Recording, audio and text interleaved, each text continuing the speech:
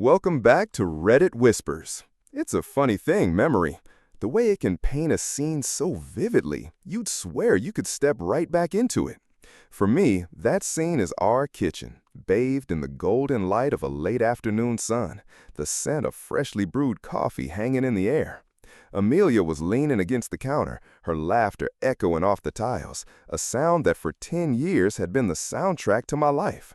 Her phone was in her hand, as it so often was, but there was a different kind of energy buzzing around her, a nervous, almost giddy excitement that I hadn't seen in a while. She was telling me about this app, Tinder, something her single friends at work were obsessed with. "It's just for a laugh, Liam," she'd said, her eyes sparkling with a mischief that I found endearing. "You wouldn't believe the people on there. It's like a human zoo." I remember smiling, a genuine, untroubled smile, the kind that only exists in the before. I had no reason to feel otherwise. Our life was good, settled. We had the house with the little garden we'd always dreamed of, 2 cars in the driveway, and a comfortable routine that felt less like monotony and more like the steady, comforting rhythm of a life well lived. We were the couple our friends looked up to, the ones who had seemingly cracked the code to a happy, enduring marriage. The idea that a silly app on her phone could ever pose a threat to what we had built was laughable, a plot from a bad movie, not a possibility in our reality. So I just shrugged and said, "As long as you're just looking, I guess." It was a throwaway line, a moment of casual indifference that would come to haunt me in the quiet, lonely nights that followed. I didn't see the flicker in her eyes, the subtle shift in her posture that in hindsight screamed of something more than innocent curiosity. I didn't question why a happily married woman would need to browse a human zoo for entertainment. I trusted her, implicitly, completely. That was my first mistake. The early days of her Tinder experiment, as she called it, were filled with shared amusement. She would show me ridiculous bios, outrageously filtered photos, and cringe-worthy opening lines from men who were, in her words, clearly not playing with a full deck. We'd laugh together, a sense of superiority binding us in our little bubble of marital bliss. It felt harmless, a modern-day form of people-watching that we could enjoy from the comfort of our sofa. Looking back, I can see the insidious nature of it all, the way it slowly, almost imperceptibly began to change her. The private jokes we once shared were now punctuated by inside references to her Tinder world, a world I was only a spectator in.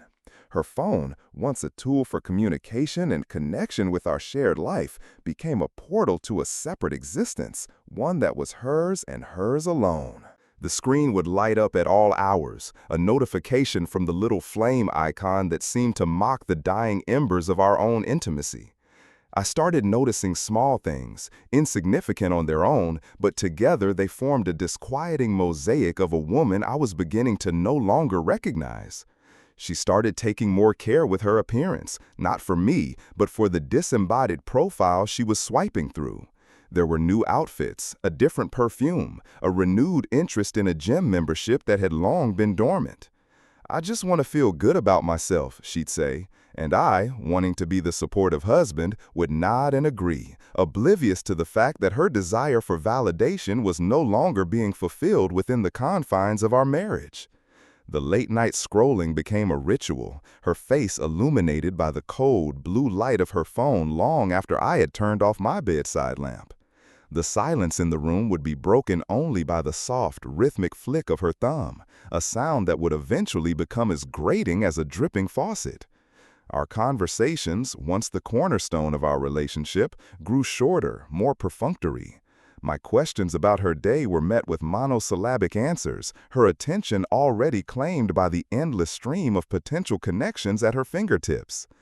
I tried to broach the subject once, a gentle, probing question about whether this game was becoming more than just a game. The defensiveness in her response was a red flag I chose to ignore. "Don't be so insecure, Liam," she'd snapped, her voice laced with an unfamiliar irritation. "It's nothing, it's just a bit of fun." I backed off, not wanting to be the controlling, jealous husband. I told myself I was being paranoid, that my unease was a product of my own insecurities, not a reflection of any real threat to our marriage. But the seed of doubt had been planted, and in the fertile ground of my growing anxiety, it began to take root. The casual mentions of matches slowly morphed into anecdotes about conversations she was having. "You won't believe what this guy does for a living," she'd say, a little too eagerly. Or, "This one is actually really funny. We have the same sense of humor." I would listen, a knot tightening in my stomach, forcing a smile that felt more like a grimace. I was becoming a bystander in my own life, watching as my wife cultivate a garden of new connections while the one we had so carefully tended to for a decade began to wither from neglect. The emotional distance between us was becoming a chasm, and I felt powerless to bridge it. The shared laughter in the kitchen felt like a distant memory, replaced by the sterile glow of a phone screen and the deafening silence of unspoken truths. The woman I had married, the one who had promised to be my partner in all of life's adventures, was embarking on a new one, and I wasn't invited. She was swiping right on a world of strangers, and in doing so, she was slowly, methodically swiping left on me. The realization didn't come in a sudden, dramatic epiphany, but in a series of small, painful pinpricks to the heart, each one a little deeper, a little more damaging than the last. It was the way she would angle her phone away from me when a notification popped up, the way she would end a call with a hushed, "I have to go," when I walked into the room, the way she started talking about a future that sounded less and less like it included me. The just-for-fun excuse was wearing thin, and in its place was a growing sense of dread, a cold, hard certainty that I was losing her, one swipe at a time.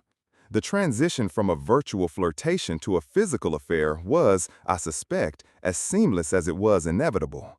The signs were all there, a trail of breadcrumbs leading to a truth I was too afraid to confront.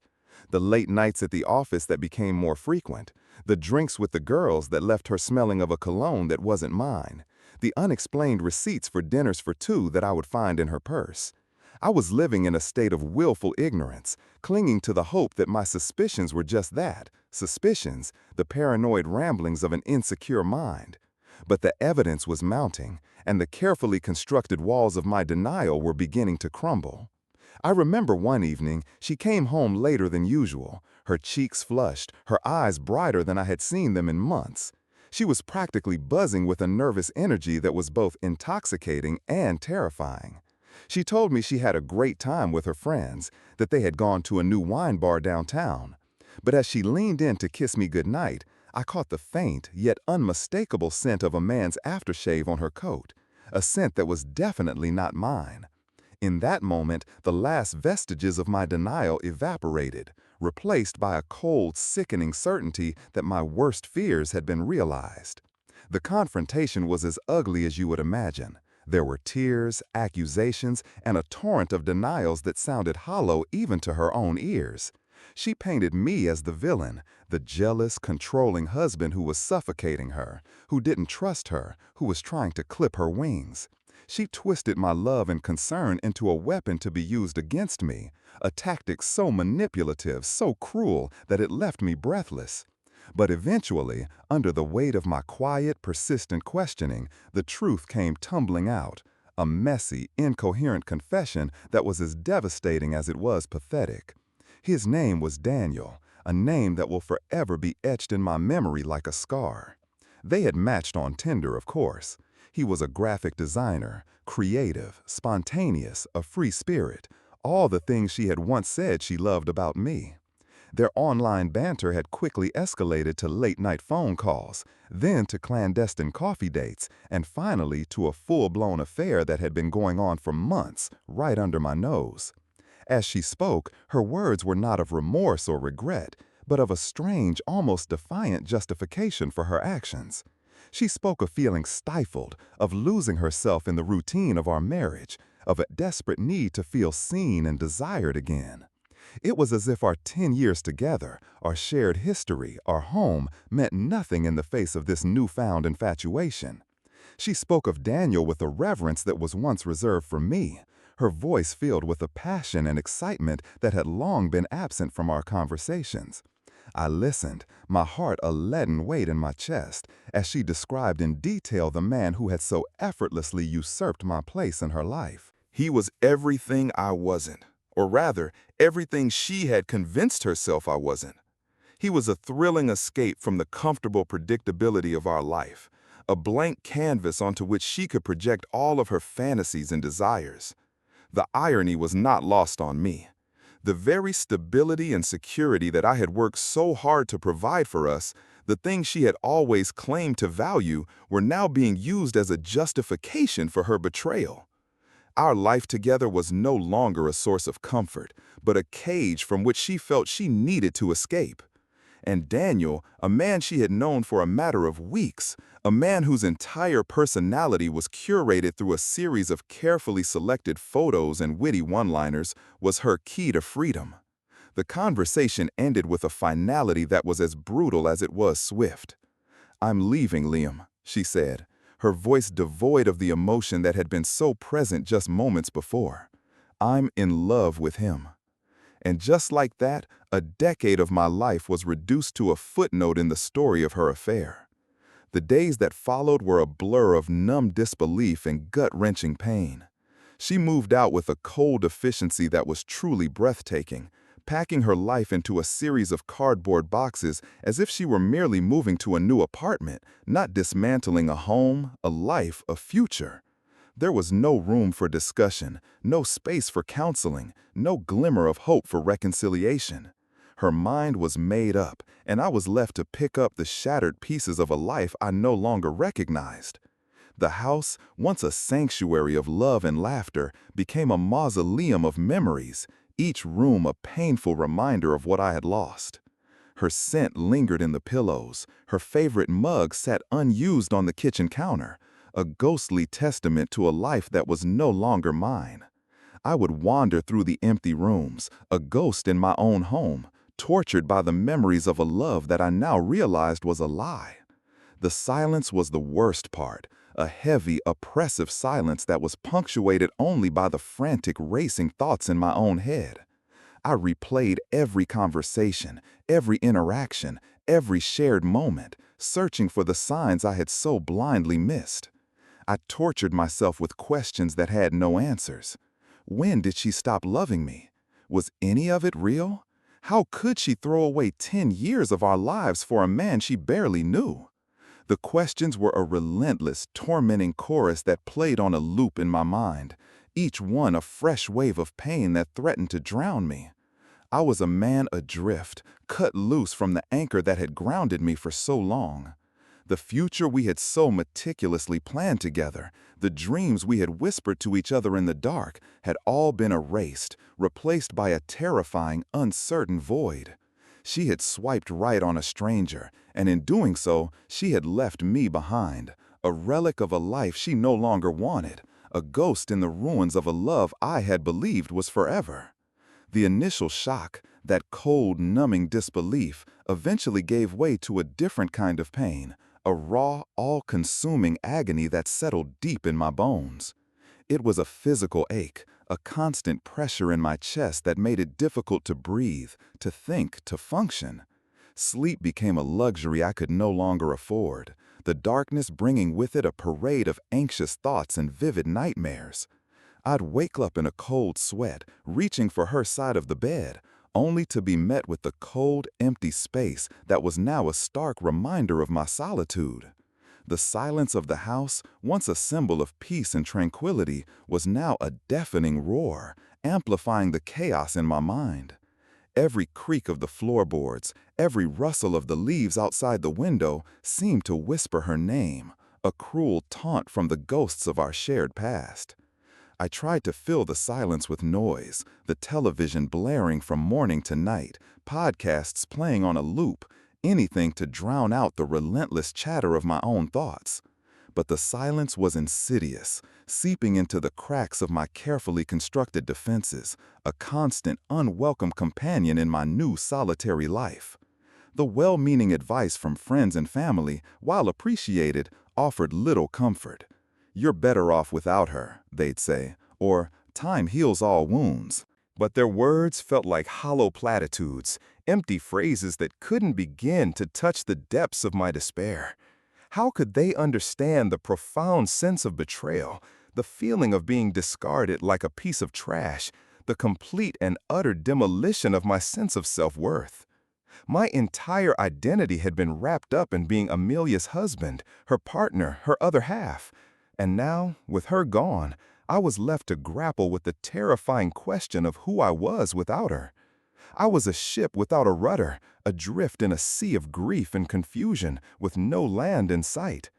I became a master of deception, putting on a brave face for the outside world, a carefully crafted mask of stoicism that hid the turmoil raging within.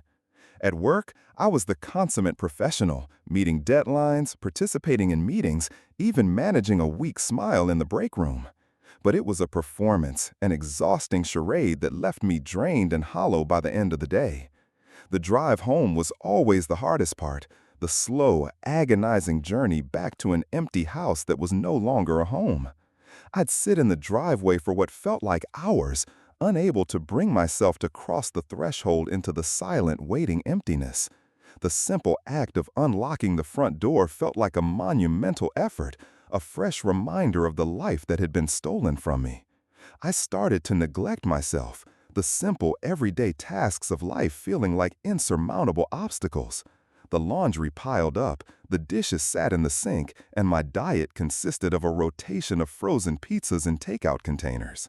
The reflection that stared back at me in the mirror was a stranger, a gaunt, hollow-eyed man with a sadness that seemed to have permanently etched itself onto his features.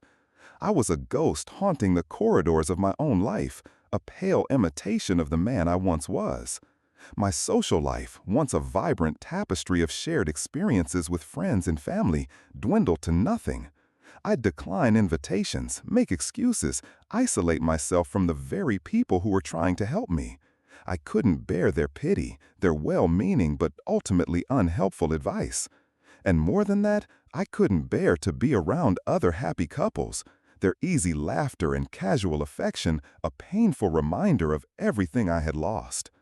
Every public display of affection felt like a personal affront, a twisting knife in an already gaping wound. I was trapped in a vicious cycle of grief, anger, and self-pity, and I didn't know how to break free.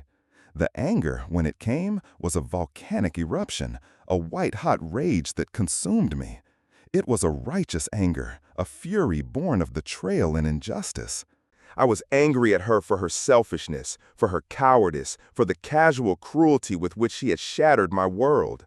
I was angry at him, this faceless stranger who had waltzed into our lives and destroyed everything in his path. I was angry at the world for its unfairness, for the way it could so capriciously snatch away happiness. And most of all, I was angry at myself. Angry for being so blind, so naive, so trusting. Angry for not seeing the signs, for not fighting harder, for not being enough to make her stay. The anger was a powerful, intoxicating force, a welcome distraction from the debilitating sadness that had become my constant companion. It gave me a sense of purpose, a target for my pain. I'd spend hours composing scathing, vitriolic emails that I would never send, imagining all the things I should have said, all the ways I could have made her feel even a fraction of the pain she had inflicted on me. But the anger was a fleeting comfort, a temporary anesthetic that eventually wore off, leaving me once again in the cold, hard reality of my grief. And then there were the moments of weakness, the desperate, pathetic moments when I would find myself scrolling through her social media, a masochistic ritual of self-torture. I'd see pictures of her and Daniel, their smiling faces a testament to a happiness that was built on the ruins of my own. They were traveling, going to concerts, living the life that we were supposed to have, the life that she had so carelessly thrown away. Each photo was a fresh stab to the heart, a digital dagger that twisted in the wound of my betrayal. I knew it was unhealthy, that I was only prolonging my own suffering, but it was an addiction I couldn't seem to break. It was a way of staying connected to her, a way of clinging to the last vestiges of a life that was no longer mine. The legal proceedings were a cold, impersonal affair, a sterile process of dividing assets and severing ties that felt like a grotesque parody of the life we had built together. We communicated only through our lawyers, our once intimate conversations reduced to a series of formal, stilted emails. There was no emotion, no remorse, no acknowledgement of the 10 years of shared history that were being so clinically dissected and divided. It was as if our marriage was nothing more than a business transaction, a failed partnership that was being dissolved with the stroke of a pen. I remember signing the divorce papers, my hand trembling as I scrawled my name on the dotted line. It was a surreal, out-of-body experience, a final, irrevocable act that officially marked the end of an era. The weight of that signature was immense, a heavy, suffocating burden that seemed to crush the very air from my lungs. I walked out of the lawyer's office in a daze, the papers in my hand feeling both impossibly heavy and utterly insignificant. I was officially a single man again, a status I had never wanted, never imagined for myself. The world outside seemed to be moving on, oblivious to the seismic shift that had just occurred in my own personal universe. The sun was shining, people were laughing, life was continuing its relentless, indifferent march forward, and I was left standing on the sidewalk, a newly minted divorcee with a shattered heart and a future that was a terrifying blank slate. The journey back from that dark, desolate place was not a linear one. It was a slow, arduous process, a series of fits and starts, of 2 steps forward and 1 step back. There were days when I felt a flicker of hope, a glimmer of the man I used to be, only to be plunged back into the depths of despair by a song on the radio, a scent in the air, a fleeting memory that would catch me off guard. Grief, I learned, is not a neat, orderly process. It is a messy, unpredictable beast with a life of its own. It ebbs and flows like the tide, sometimes a gentle lapping at the shores of my consciousness, other times a raging, destructive tsunami that threatens to pull me under. But slowly, imperceptibly at first, things began to change. The anger began to dissipate, replaced by a quiet, weary resignation. The tears, once a constant, unwelcome presence, became less frequent. The silence in the house started to feel less like a threat and more like an opportunity, a blank canvas on which I could begin to paint a new life for myself. I started to reconnect with the people I had pushed away, to tentatively re-engage with the world I had so eagerly retreated from. It was a daunting prospect, like a newborn foal taking its first wobbly steps, but it was a necessary one. I realized that I couldn't do it alone, that I needed the support and connection of the people who loved me. And in their faces, in their unwavering support, I began to see a reflection of a man who was worthy of love, a man who was more than just a jilted husband. I started to rediscover the things that I had once enjoyed, the hobbies and passions that had been neglected in the comfortable routine of married life. I picked up my guitar again, the calluses on my fingertips a welcome, familiar sensation. I started hiking again, the physical exertion a welcome release for the emotional turmoil that had been churning inside me. I was slowly, painstakingly, piecing myself back together, one small, deliberate act at a time. It was a process of rediscovery, of reacquainting myself with the man I was before Amelia, the man who had been lost in the shadow of our shared identity. And in doing so, I began to realize that my life was not over, that the end of my marriage was not the end of me. It was a painful, brutal, and unwelcome chapter, but it was just that, a chapter, and I had the power to write the next one. The scar of her betrayal would always be there, a permanent reminder of the pain and loss. But scars, I was beginning to learn, are not just a symbol of a wound. They are also a testament to healing, a sign of survival, a story of a battle that was fought and won. And I was determined to not just survive, but to thrive, to build a new life for myself that was not defined by her absence, but by my own resilience, my own strength, my own capacity for happiness. She had swiped right on a stranger, and in doing so, she had given me an unexpected and ultimately invaluable gift, the opportunity to swipe right on myself. The process of rebuilding is a slow and often frustrating one. There's no instruction manual, no clear-cut path to follow. It's a journey of trial and error, of fumbling in the dark, of learning to trust your own instincts again. For me, it started with the house. For months after she left, it had been a museum of our shared past, a place where every object held a memory, every room echoed with the ghosts of laughter and conversation. I knew that if I was ever going to move forward, I needed to reclaim the space, to make it my own. So, one weekend, fueled by a potent mix of grief-induced adrenaline and a desperate need for change, I embarked on a purge. I packed up all of her belongings, every last photograph, every piece of clothing, every trinket that reminded me of her, and I donated them to a local charity. It was a cathartic and at times excruciatingly painful process. Each item I held in my hands was a tangible link to a life that no longer existed, and letting go of it felt like a final, definitive amputation. But with each box that I filled, I felt a weight lifting from my shoulders, a sense of liberation that was both exhilarating and terrifying. I repainted the walls, trading the soft, muted tones that she had chosen for bold, vibrant colors that reflected my own personality. I rearranged the furniture, bought new artwork, and filled the shelves with books that I wanted to read, not the ones that had been gathering dust as a testament to a shared intellectualism that was more performative than genuine. Slowly, painstakingly, the house began to transform from a mausoleum of a dead marriage into a sanctuary of my own making, a space that was a reflection of me and me alone. The physical transformation of my surroundings was a powerful catalyst for an internal one.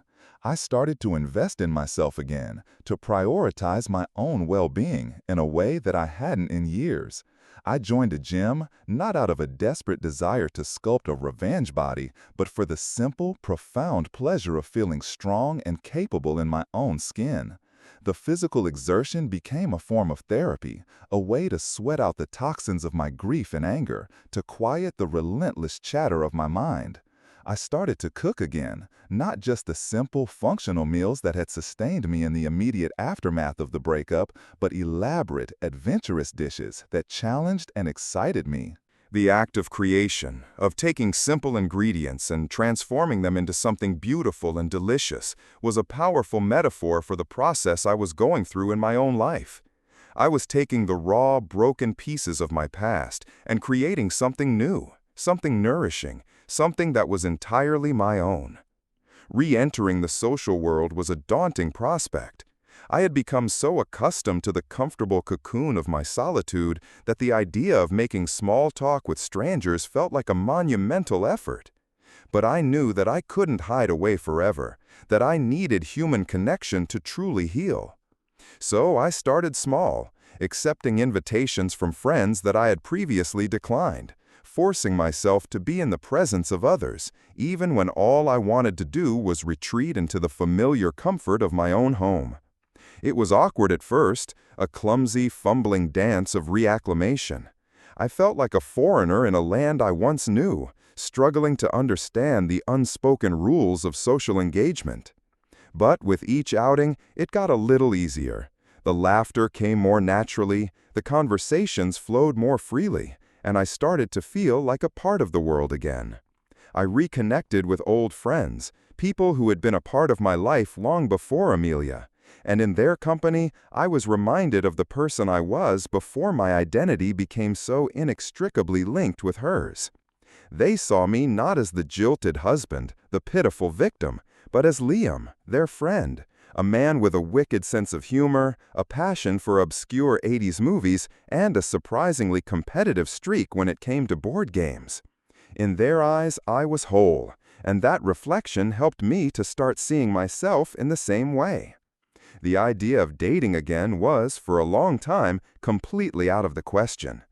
The thought of opening myself up to another person, of making myself vulnerable to that kind of pain again, was terrifying. The wound was still too raw, the betrayal too fresh. But as time went on and the sharp stabbing pain of my heartbreak began to dull to a more manageable ache, a flicker of curiosity began to ignite within me. It wasn't a desperate need for a replacement, for someone to fill the void that Amelia had left, but a quiet, tentative desire for companionship, for the simple human pleasure of connecting with another person. I decided to dip my toe into the world of online dating, a prospect that was both ironic and terrifying, given the role it had played in the demise of my marriage. It was a strange, surreal experience, creating a profile, carefully selecting photos, trying to distill the essence of who I am into a few witty, self-deprecating sentences. In their eyes, I was whole, and that reflection helped me to start seeing myself in the same way. The idea of dating again was, for a long time, completely out of the question. The thought of opening myself up to another person, of making myself vulnerable to that kind of pain again, was terrifying. The wound was still too raw, the betrayal too fresh. But as time went on, and the sharp stabbing pain of my heartbreak began to dull to a more manageable ache, a flicker of curiosity began to ignite within me. It wasn't a desperate need for a replacement, for someone to fill the void that Amelia had left, but a quiet, tentative desire for companionship, for the simple human pleasure of connecting with another person. I decided to dip my toe into the world of online dating, a prospect that was both ironic and terrifying, given the role it had played in the demise of my marriage. It was a strange, surreal experience, creating a profile, carefully selecting photos, trying to distill the essence of who I am into a few witty, self-deprecating sentences. I went on a few dates, some of them awkward and forgettable, others surprisingly pleasant. There was no lightning bolt moment, no instant connection that swept me off my feet, but there was something else, something quieter, more profound. There was the realization that I was capable of sitting across from a woman and having a conversation that was not about my past, not about my pain, but about our shared interests, our hopes for the future, our ridiculous and often hilarious observations about the world. It was a reminder that I was more than just my story, more than just the man whose wife left him for a stranger she met on Tinder. I was a person in my own right, with a life to live, and a heart that was, despite everything, still capable of opening up to the possibility of love. I'm not going to pretend that I'm completely healed, that the scars of my past have magically disappeared.